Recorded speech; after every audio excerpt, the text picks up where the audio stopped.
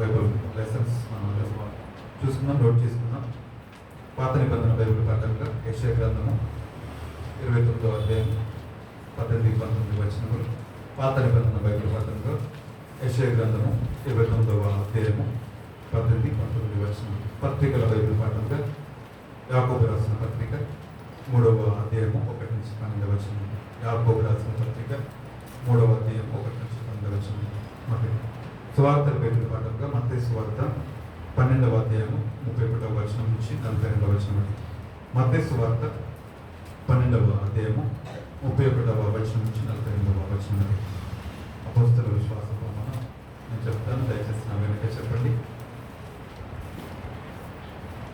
నేను పరలోకమును, అందరూ కూడా బిగ్గరగా, నేను పరలోకమును భూలోకమును సృష్టించిన సర్వశక్తి గల తండ్రి అయిన దేవునిని నమ్ముచున్నాను.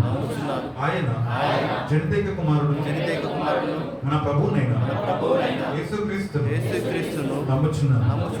ఈయన పరిశుద్ధాత్మ చేత గర్భమున ధరింపబడి కన్య అయిన మరియ నుండి పుట్టి పొత్తు పిలాతు క్రింద శ్రమపడి సిలువ వేయబడి చనిపోయి సమాధి చేయబడినాడని పాతాళంలోనికి దిగి చనిపోయిన వారిలో నుండి 3వ దినమందు లేచి పరలోకమునకెక్కి సర్వశక్తి గల తండ్రి అయిన దేవుని కుడి చేతి వైపున కూర్చుండున్నాడని జీవించు వారికి చనిపోయిన వారికి న్యాయము తీర్చుటకు అక్కడి నుండి వచ్చినని నమ్ముచున్నాను.